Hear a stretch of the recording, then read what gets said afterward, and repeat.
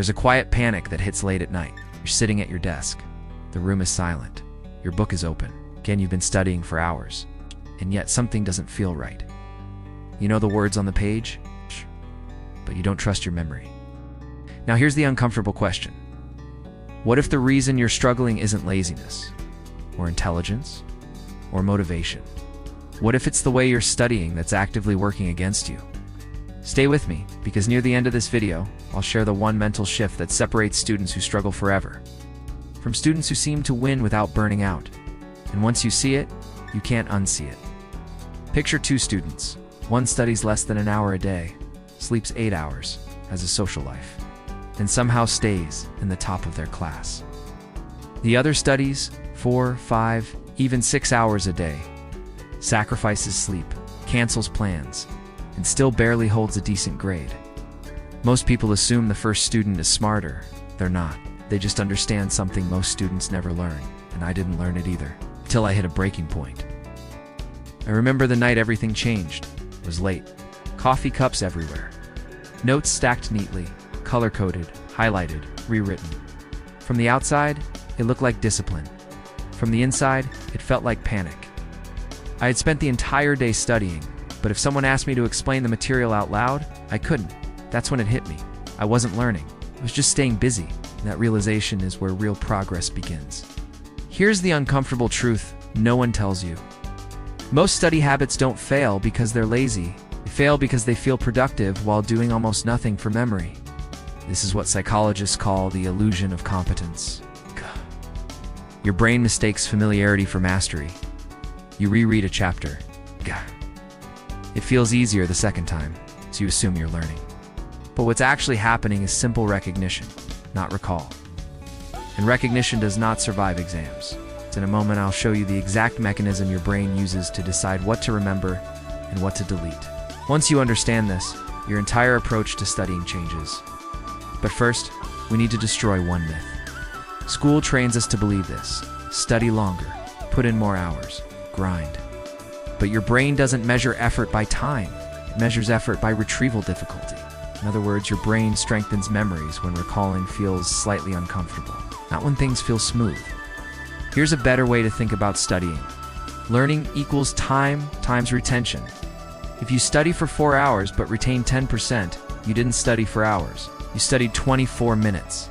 Meanwhile, someone who studies for 1 focused hour and retains 60% just outperformed you with less stress. This is why some students seem naturally gifted.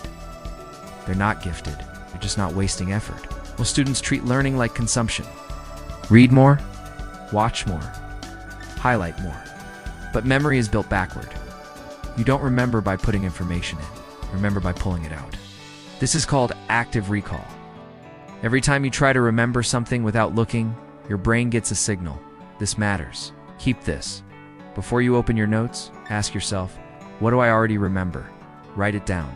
Say it out loud. Even if it's messy, even if it's wrong, especially if it's wrong, because mistakes strengthen memory more than perfection. In a second, I'll show you why explaining a concept badly is better than rereading it perfectly. But first, let's fix how you structure time. Long study sessions feel impressive, but also terrible for retention. Your brain learns best in short, intense bursts followed by rest. Think 30 to 60 minutes, not 3 hours. Why? Because attention is a limited resource. Once it's gone, everything you study after that is noise. One session, one subject, one clear goal, then stop. Even if you feel like you could keep going, especially then. Stopping early teaches your brain that studying is controlled, not exhausting. Here's the fastest way to expose fake understanding. Try to explain the idea out loud without notes. You can't explain it simply, you don't understand it yet. This isn't a failure, this is feedback. Teaching forces your brain to organize information instead of just storing it. Pretend you're explaining the concept to someone who knows nothing. No jargon, no copying phrases from the book, your own words only. This single habit can double retention. You're getting close to the part most students completely ignore, and it might be the most powerful tool of all. Here's something brutal. Studying while sleep deprived is like pouring water into a broken cup. Memory consolidation happens during sleep. No sleep, no storage. You're not being productive by staying up late. You're sabotaging your mind. Top students protect sleep aggressively because they understand this. Stop studying 30 minutes before bed. Do a light review. No cramping, no panic. Let your brain do the work overnight. Here's the real difference between struggling students and high performers. Struggling students ask, did I study long enough? High performers ask, did I challenge my memory today? One chases effort, the other builds skill. Once you adopt that identity, everything changes. You stop proving how hard you work. You start training how well you think. So here's the quiet truth. Studying isn't about sacrifice. It's about strategy. The moment you stop trying to look productive and start trying to remember, you don't just become a better student. You become someone who learns faster than life can throw things at you. And that skill lasts far beyond any exam. This changed how you think about studying? Take one idea from this video and apply it tonight.